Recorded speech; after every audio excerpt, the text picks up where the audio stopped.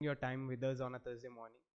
I would like to invite you for a DSCI AISS 2022 for an amazing session. We have an amazing panel discussion on cyber deterrence, attribution and signal.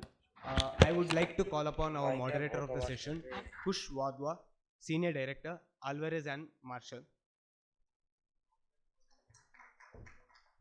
Panelists for the sessions are Dimitri Volko, CEO, Group IB.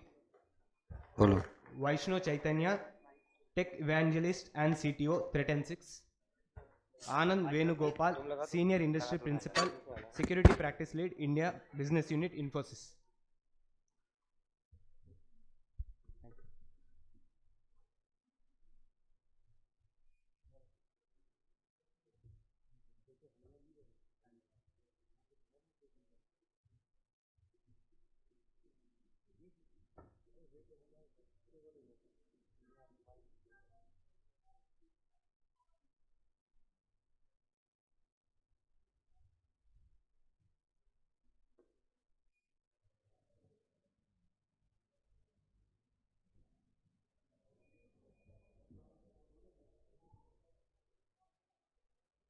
Hello.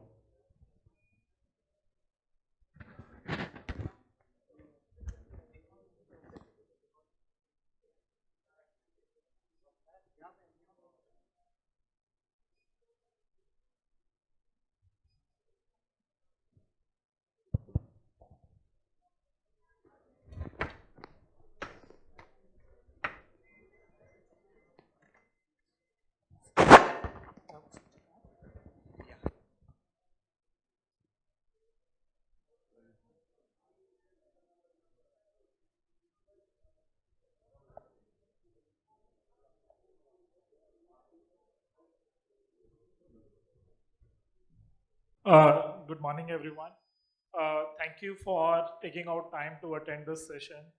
Not something very commonly talked about, but I think this topic is going to definitely touch upon some key aspects on what should be the government doing to circumvent the cyber attacks that are happening these days, specifically in relation to ransomware or phishing attacks. Before we move forward, a quick round of introduction. I'm Kush Wadhwa, working as Senior Director at Alvarez and Marshall. I'm heading Forensic Technology and Cyberspace for A&M India. I have seen this attack originating, so we'll definitely talk about what is my experience that has been there in the last 17 years. I'll definitely, would like to have a quick round of introduction for my panelists as well. So over to Anand. Yeah, good morning. I'm Anand. I lead the cybersecurity practice for Infosys India business. So as part of our work, we are day in and day out involved in implementing security solutions for many of country scale systems and security operations for some of the national critical infrastructure as well. So I have a lot of experience in handling security for systems that are continuously under attack and targeted almost every day. So when we talk about cyber deterrence, so I'm really happy to share some of our learnings and experience from our work. Thank you. Dimitri.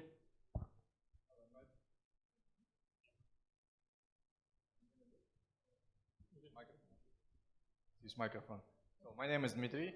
I'm CEO at Group IB. We are a leading cybersecurity company. We have forensics incident response services. This is how we founded our company back in 2003. We also have products that help us to actually perform investigation, collect intelligence about threat actors' activity, and of course protect our customers. I personally have very strong background in computer forensics, doing cyber investigations, and by cyber investigation I mean that we're able to identify threat actors who are behind these attacks, real identities were located, and that's why we have a strong relationship with law enforcement. For example, Europol, Interpol, our customers and partners. Yeah, and in the past I worked as a CTO, so that's why I have pretty strong knowledge about different technologies that helps to achieve these goals. And now I'm CEO with very strong cybersecurity expertise. So that's why I hope we can have a live discussion and I will be able to answer interesting questions from you. Thanks. Vaishnav.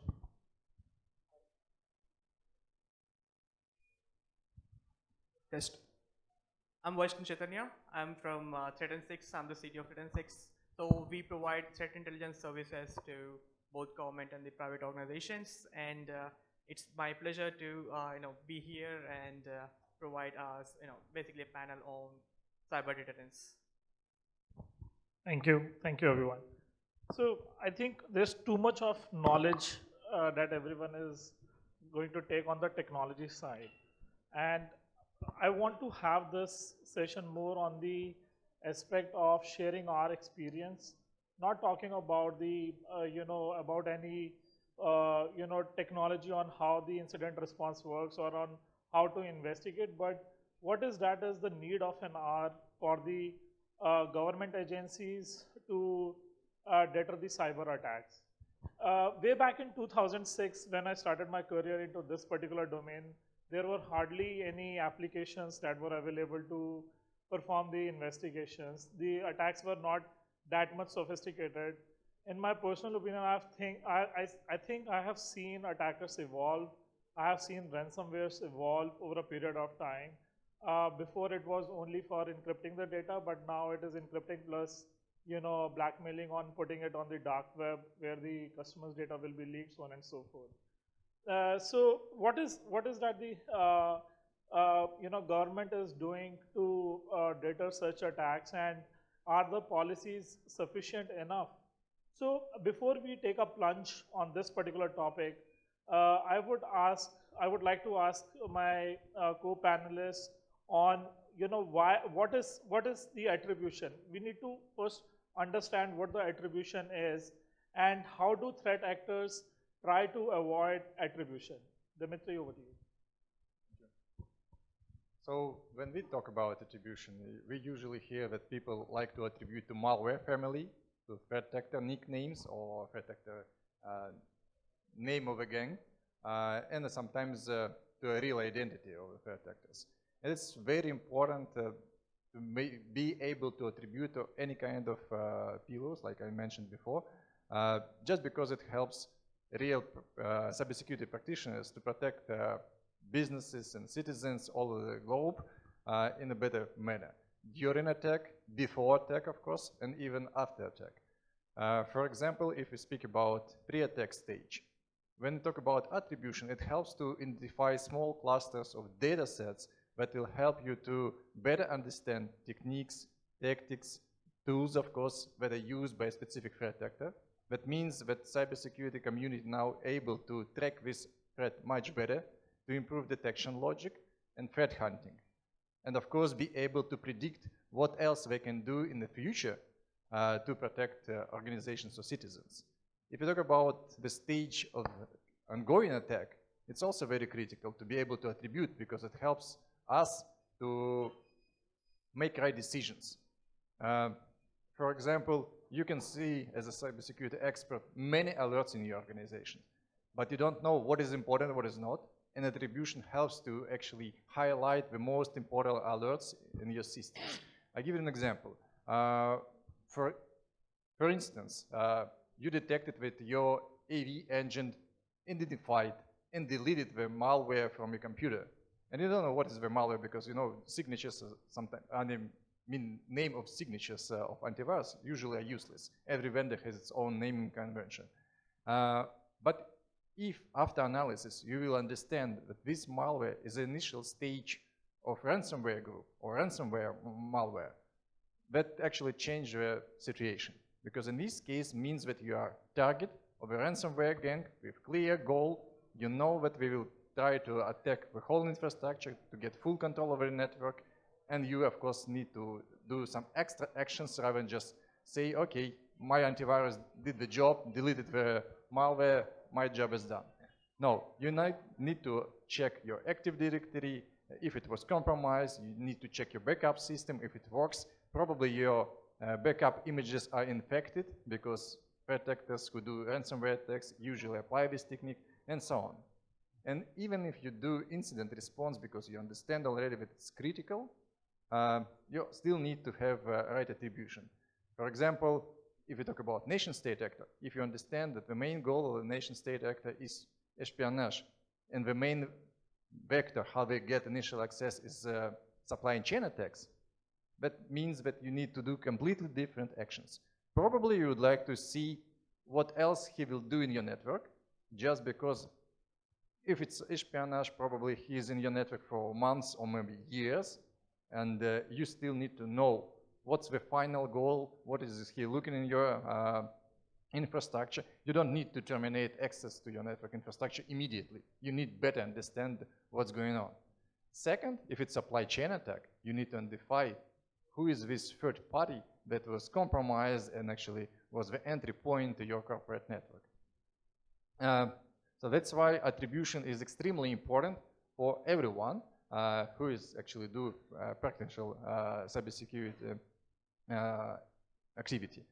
And of course, the state of art is to be able to identify real identity of the threat actor. And this is our primary focus. The reason why it's so important for us, because when you do incident response or you do predictions or you just do monitoring of cybersecurity state, you just keep trying to fill some gaps in cybersecurity that will always exist.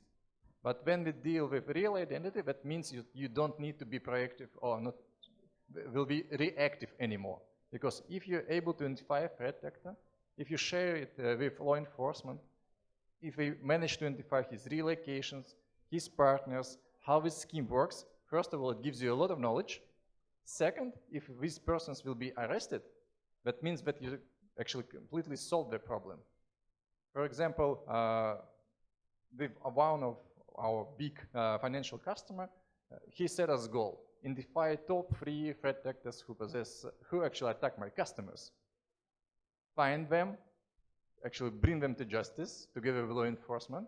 And when we reach this goal, the number of incidents significantly reduced. So that means that we don't need to actually tune their detection logic, anti-fraud logic. We don't need to work harder with insurance company, with claims from their customers.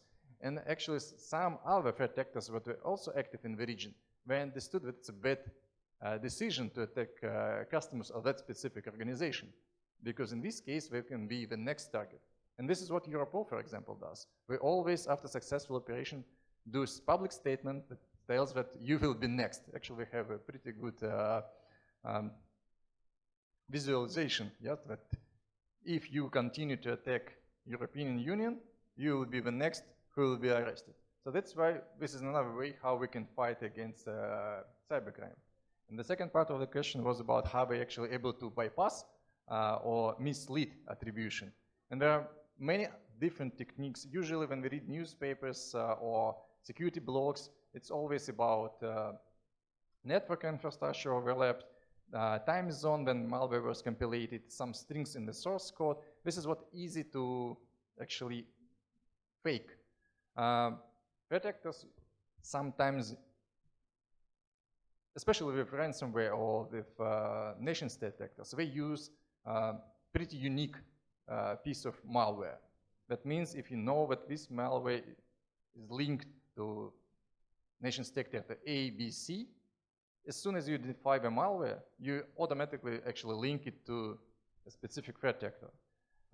That's why some of them start to use very common tools like Cobalt Strike or Metasploit in post-exploitation frameworks and others, because it is widely used tools by cybersecurity experts, by cyber criminals, and nowadays by even nation-state actors.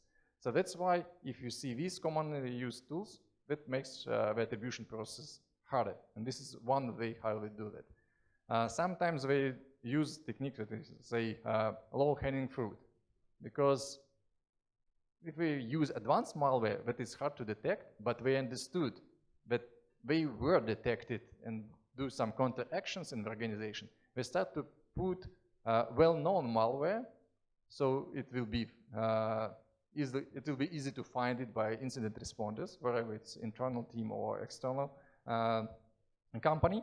And usually, if you are not a really good incident response expert, as soon as you find this low-hanging fruit, you will say, okay, my job is done, I identified the malware, it is on the same host that is compromised, this is the only malware that is, was identified, and this malware is well known and linked to threat actor A. But in fact, the attack was done by someone else.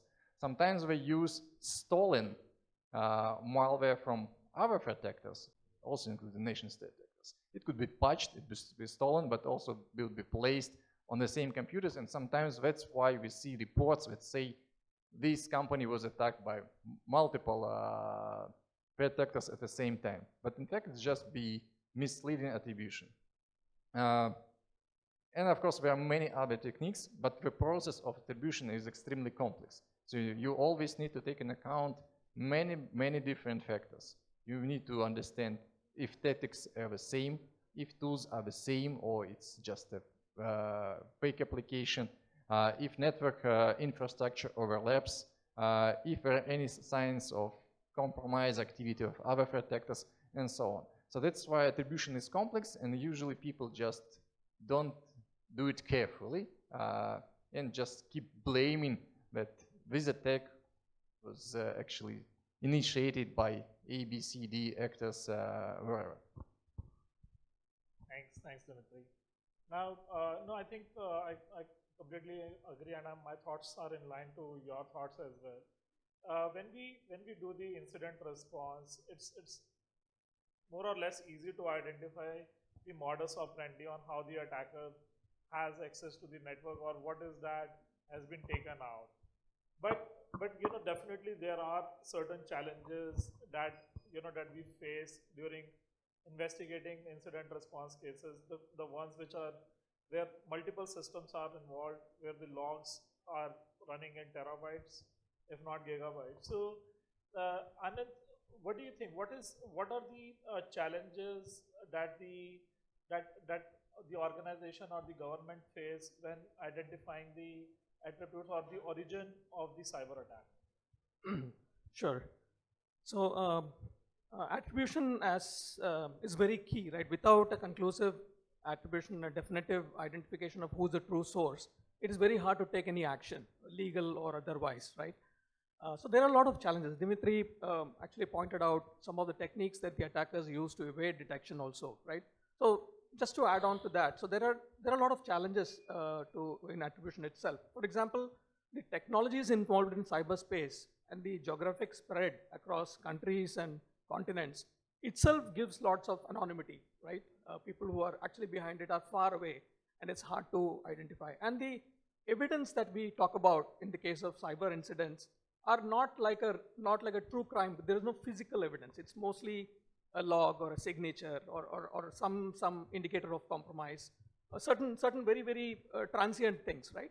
And those can be tampered, those can be spoofed, right? For example, so let us talk a little bit deeper about how or what are the technical challenges in attribution itself, right?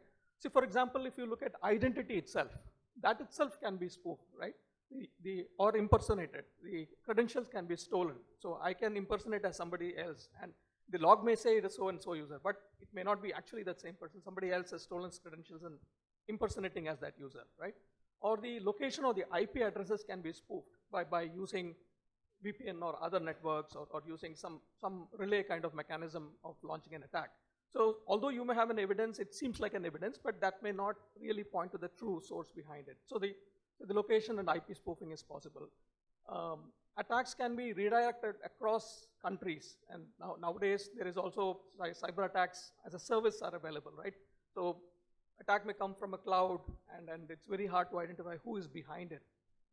And especially when there is a nation or a state-backed group involved, that is even more difficult. They have so many veils of secrecy, right? And so it is very hard to find out their identity. And even if a government tries to proceed through legal or those kind of channels, there are some tacit mechanisms put to protect such groups. So it is very hard to get to them and take care of them. So apart from that, also one of the points that Dimitri mentioned is many of the very sophisticated groups also use these false flags and fingerprints. They will place evidence which will point or mislead in some other direction. So you may think somebody else is involved, whereas the true actor behind the threat may be someone else. And also the coordination involved. So even if you have a log, if you have an IP address or some indicator of who that is, but you may not be able to, the affected party may have access to only so much information. You will have to go through some legal agencies to get to the next level of information. So that is very difficult, and there are logistical challenges and coordinating that across countries, right? Where there is no common legal framework also. So that adds to the challenge in these kind of investigations.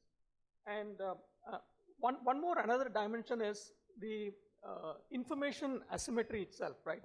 So if we look at, the threat intel feeds that we typically consume, the large majority of the feeds are coming from the western part of the world, right?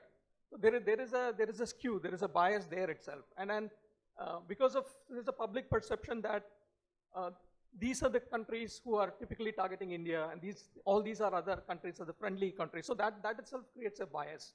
So if you recall the recent AIMS incident also, which was in the papers, so even before there was any official statement of what actually happened, a lot of speculation in the media. Many people were writing that this country is behind, that country is. So there is some kind of a perception that we have a bias, so which also clouds judgment, which also clouds even the investigators sometimes are led into believing that the attack source is somewhere else. All these together makes it very difficult to attribute or identify the true cause, and that's a big challenge in these kind of incidents. And even if we identify, and unless it's just a criminal gang, and if they have some backing of the state, it makes it even more difficult to take any action against them. Yeah, and I think and this is my humble opinion, my personal point, one of the biggest challenge is the new technologies that come into picture, the blockchains, the cloud computing. People are happy when Apple launches a new version of the iPhone, but believe you me, that's a nightmare for us, because the artifacts from where to extract it, those are changed. The new operating system of the Windows or Mac, we have to work a lot to identify what has changed from the previous version, so that we know how the attackers are going to behave, what is the feature that they are going to exploit, so on and so forth. So we have seen in the recent past the key technologies that have come into picture, be it blockchain, cloud computing, and the quantum computing as well.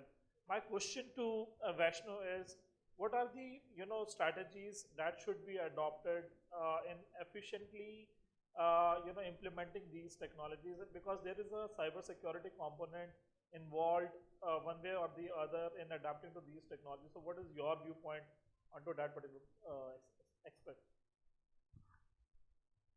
So when we talk about technologies like blockchain or cloud computing, many people or the developers just want to jump into this trend and just want to create applications out of it, right? Just to be cool. But the problem is they don't look at the security portion of these technologies. So when we talk about the security portion, blockchain, quantum computer are sure, they are the new technologies, but there are many unknowns which not many people know about it.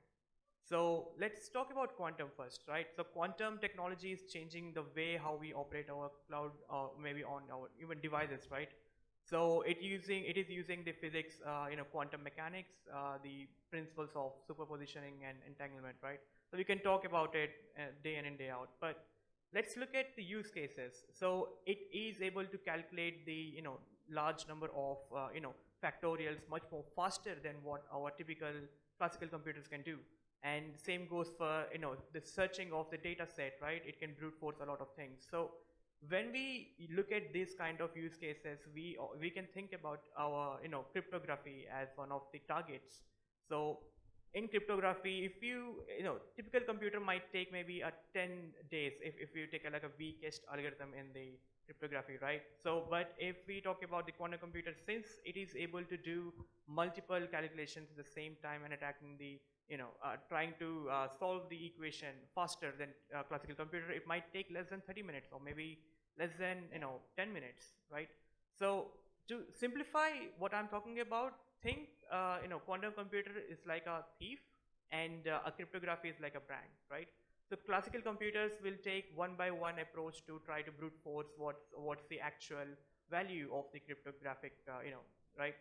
But the classical computers, the quantum computers will try a different approach. Will try to try to decode the actual message or the actual value of the cryptographic value, and in the same time, but in a multiple uh, you know uh, perspectives, right? So that way, if any quantum mechanics has been used to target cryptography, not only just cryptography but also other aspects of cyber security, right? So that can pose serious challenges.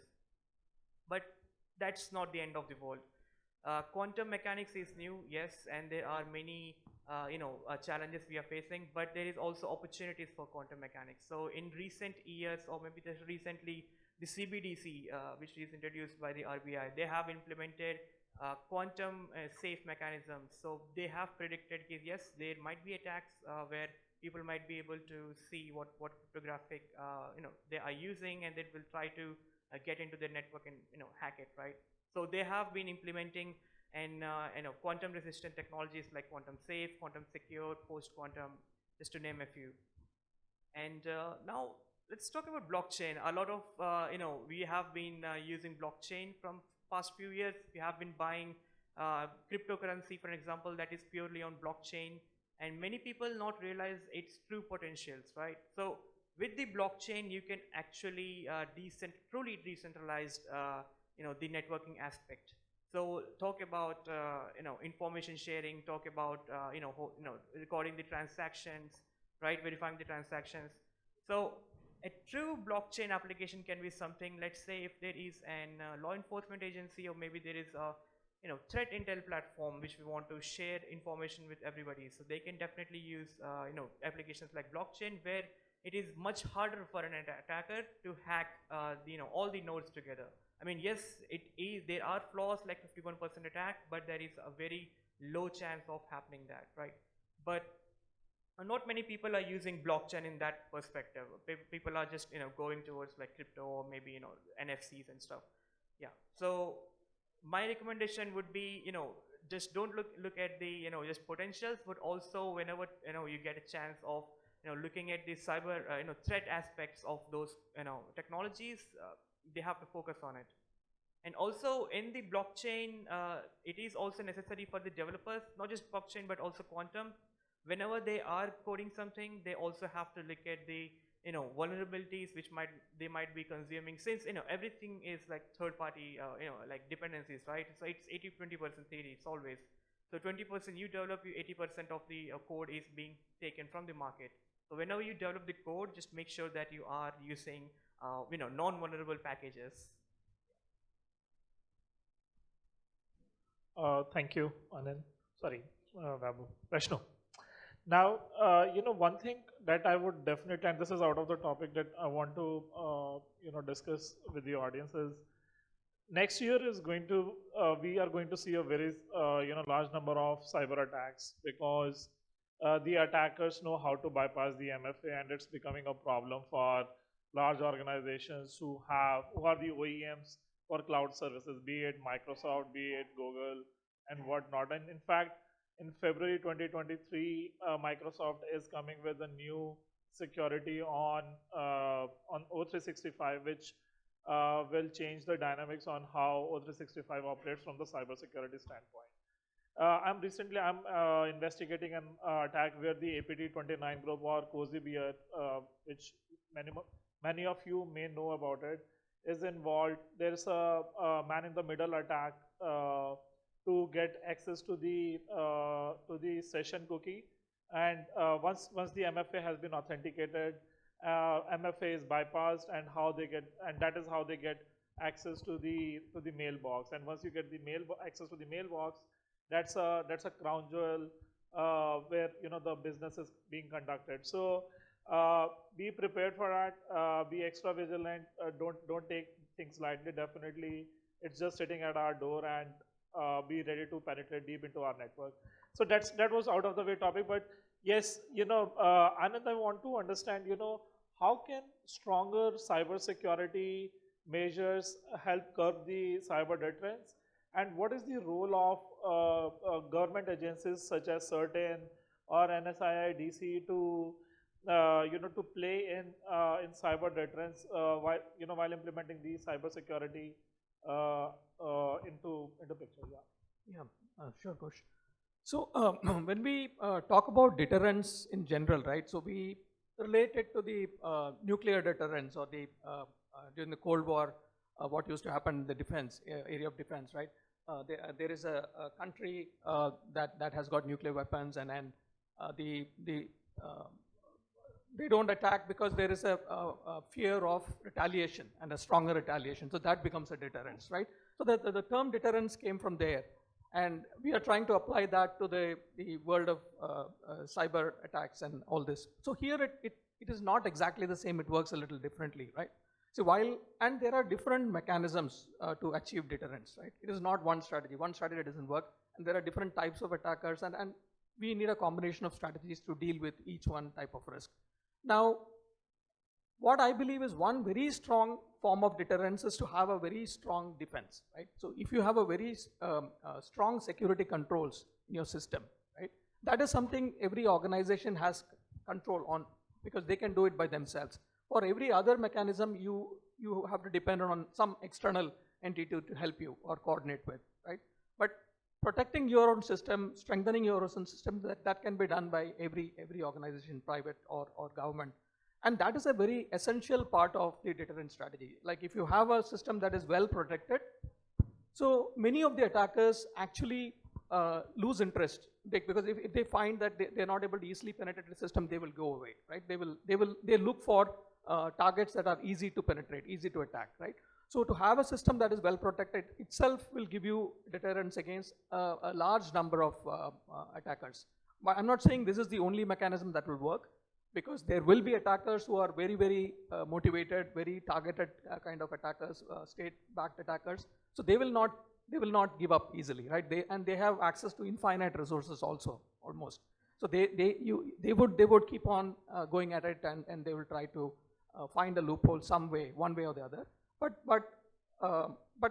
keeping that aside, it will still provide you a lot of protection against a bulk of the attacks that we see in generally in the world. So having a strong defense is an essential part of cyber deterrence, right?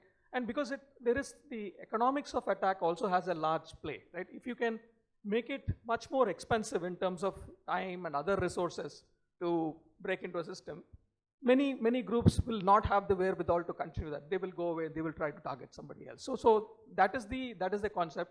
And so doing some of the basics right, investing into technologies and processes and people, and protecting the system is a very, very critical component of how you can achieve a great degree of cyber deterrence to protect your system. And also the other aspect is investing in technologies that improves the real-time visibility, investing in technologies that allows you to understand who your adversaries are. Because another thing that helps to throw away some of the attackers are many of these attackers like to remain discreet. They want to be hidden. They don't like to be found out who they are. So if as part of our defense mechanism, if we have technologies to identify who they are and initiate some kind of an action, counteraction in terms of taking those fraudulent sites down or initiating some legal action itself will discourage some of the attackers and throw them away. So to take some counteraction, and that is where some of the nodal agencies like CERTAIN and NCIPC come in. CERTAIN is our nodal agency for cyber incident response, and NCIPC focuses more on the critical information infrastructure. So these agencies can help us to kind of take things beyond if there are actors beyond the country's borders or somewhere we have to influence something outside the country. So like taking it that to certain will help us to send some signals to some of these attackers. And because I'm saying this is also one of the strategies. This is not, cannot be one or just one strategy, but a combination of all these things for naming and shaming, right? Also works, because some of these attackers like to remain discreet. So if they come to know that, okay, their activities are being observed and it is being noticed and some counteraction is happening, that itself can be a discouragement for some of these groups. And then it is extremely important to, now certain has also come up with a new guideline in terms of cyber incident reporting within certain number of hours, 6 hours. So that while many organizations find it very difficult to comply with that requirement and all that, and there is generally a resistance in the industry for that, or a challenge in terms of complying with that ask. But being part of organizations that way, we are protecting many critical infrastructure. From my personal experience, I can share that it makes a huge difference, right? And because there have been cases where we were able to take down rogue sites in Netherlands within 24 hours because we went through certain, which was not possible through our regular takedown services and all that. So it helps, and certain also expects to have this information quickly, because they can then disseminate it to wider cross-section across the country and help protect other systems, right? So that is the other thing, that we have to leverage these nodal agencies better and comply with the reporting requirements and take their assistance whenever needed. Because typically there is always a dilemma that an organization has when you have a cyber incident or something like that, whether to report it, whether there will be a brand impact, and whether it will create more complications. There is a tendency to brush things under the carpet and not disclose, right? But it actually helps prevent a larger calamity, right? Sometimes it provides you more reach. It provides you the ability to kind of take action outside the country also, because certain is connected with many other agencies in across the globe, and they can tap into, and they can take that channel to take action, right? Or at least send a signal that action will be taken, right? So that also helps in slowing down the attack or deterring some of the attackers. Thank you, Anand. One very interesting point on the certain, and there has been a lot of buzz about it. I was speaking to many other people on the corridor. I think either this, and this is my perspective, either the certain will change this reporting mechanism within 6 hours, or we will evolve, we as in the government agencies or the corporate world will evolve. Because see, right now the expected timeline of recognizing that there has been an attack is 2 months. It's not hours. Because first it was like 18 months, then it reduced down to 1 year, now then 6 months, then we are sitting at 2 months. Detecting within 6 hours is something which is not possible, but yes, I think it is for those cases where the attack has been detected, and then there is a moral obligation for the corporates or for the agencies to report that this is what has happened. So yeah, definitely that, interesting times ahead. Data privacy law is coming into picture. Certain is coming up with their own guidelines. So, but I think after working in US for 3 years, I think there is a lot more space that we have to cover, specifically when India is leading the financial payments, digital financial payments. UPI is becoming the talk of the town. Everyone wants to have that solution in place. Then definitely cybersecurity is something which will define how India takes the digitalization to next level. Now, coming on to the next question, Dimitri, this is for you. Why do vendors not attribute threats coming from the advanced countries despite the fact they have advanced intelligence services?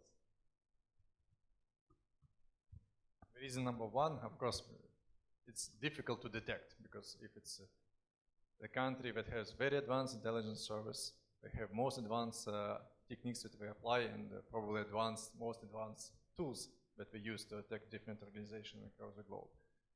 So it's hard to detect. Second, because of lack of open research, that means that our researchers doesn't have any kind of base that we can use to continue this type of research. And if you take a look on, for example, threat actors from North Korea, everyone writes about North Korea attacks. And the reason why, not just because it's just easy to detect, and not the reason because we attack too many countries.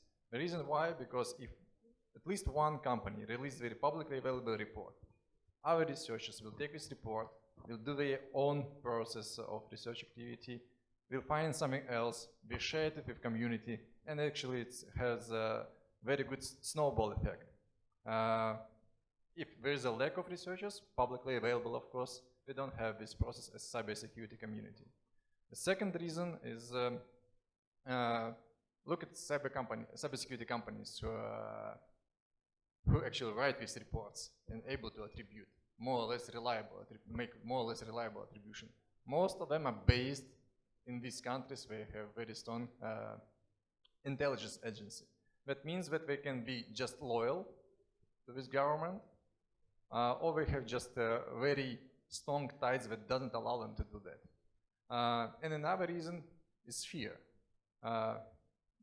People usually don't think about that, but I have a story. We always try to communicate with other researchers, with other cybersecurity companies who do this really nice research activity. And I know that this researcher was exploring nation-state actor, and he's made a great job. And my plan was to actually do joint presentation on one of the big cybersecurity events. And he said no. And the reason why no, because he was afraid for his personal life, for his personal safety, because he went too deep in understanding what exactly they're doing, and this potentially can possess an issue for national security of that country. So that's why he was scared and he didn't publish anything. Of course, they use that knowledge to make better protection for their clients. We use that knowledge to protect our clients. But in fact, other communities struggle with absence of knowledge. So I would say this is the main reason why we don't see many reports. And I see only two ways how we potentially can resolve this problem. First is to create the right culture in cybersecurity community, that we must be more independent, that we must share more and accurate data, not be scared, and probably we need to have something on a technology level. And maybe blockchain could be a good solution, because if you put something in a blockchain, for example, indicators of compromise that you link to a threat actor, that means that you can't actually but remove it from the blockchain. Because what I see with other vendors, sometimes they put something that is available for researchers, not attributed yet, but when as soon as it was attributed to, let's say, very mature intelligence agency, they will remove it. And immediately it is unavailable for everyone. With blockchain, it will not work.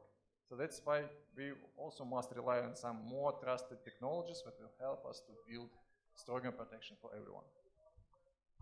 Sure. Now,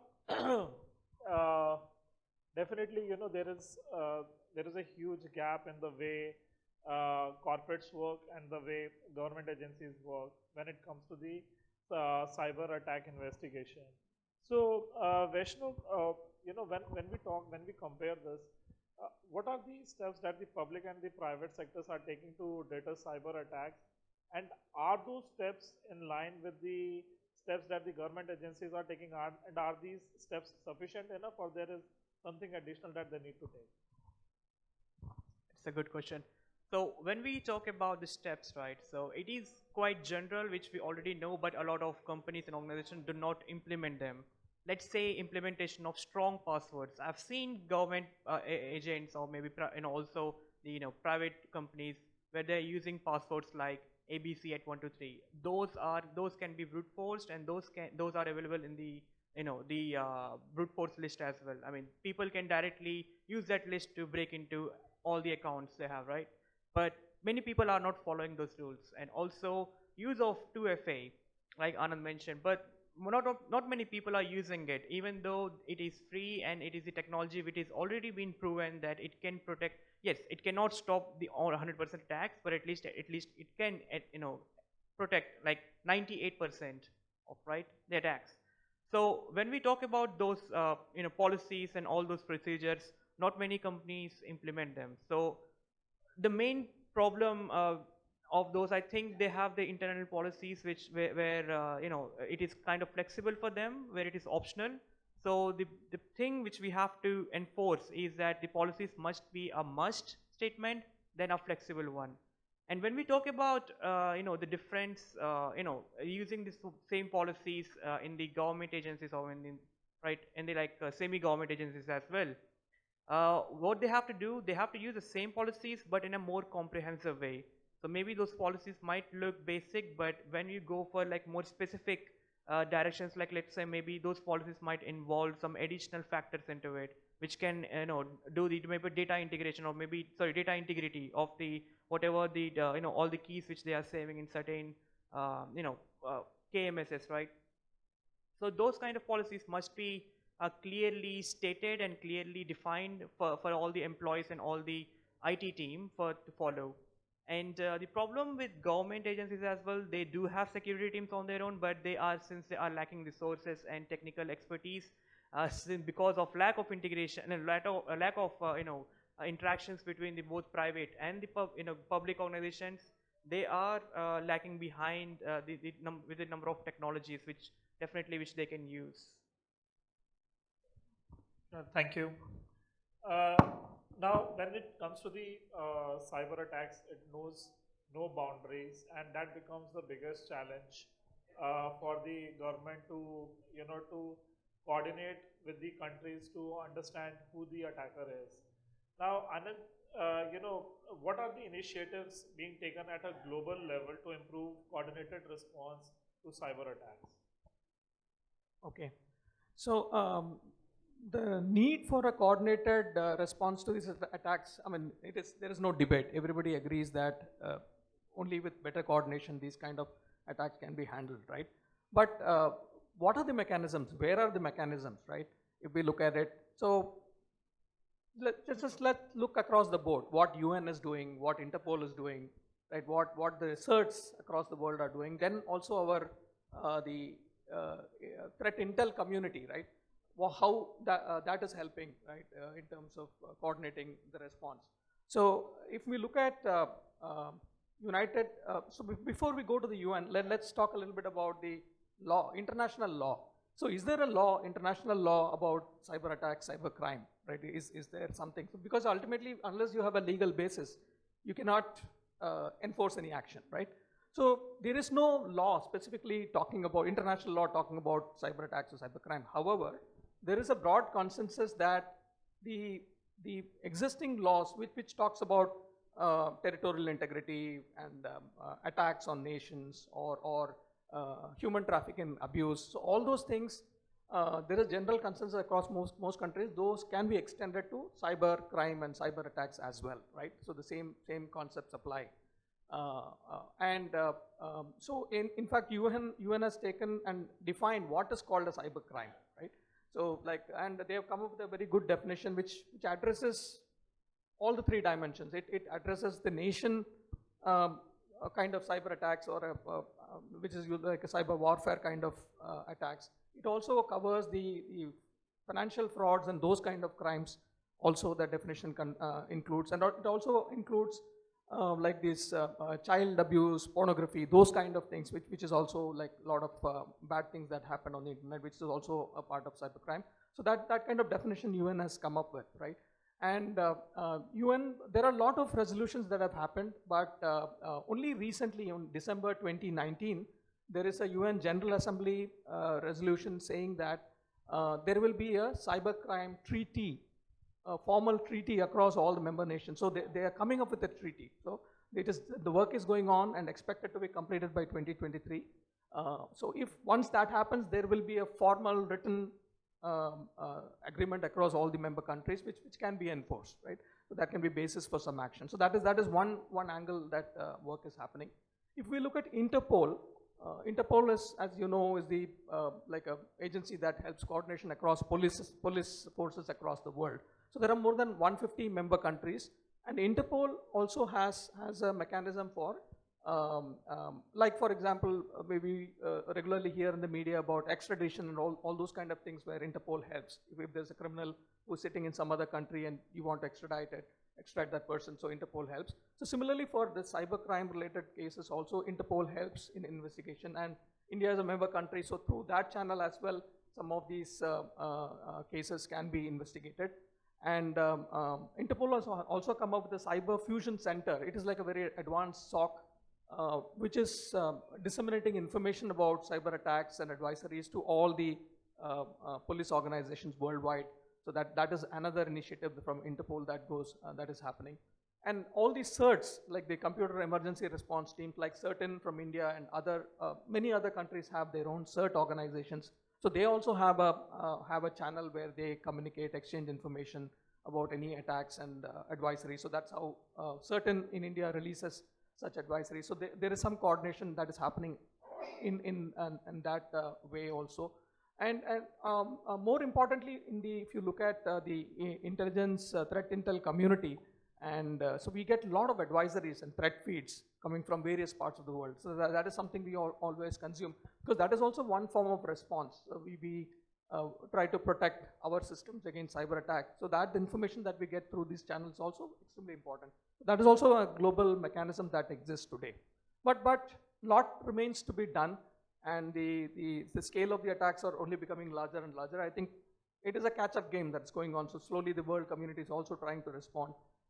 It is even more complex when there is some other dimension of state-backed groups getting involved, because in spite of having all the rules and the UN and all that, we see that sometimes all these forums are quite powerless or ineffective when powerful nations are involved, right? And in spite of having all these frameworks, it is sometimes difficult to get things done, or even to get a consensus, or to initiate any action.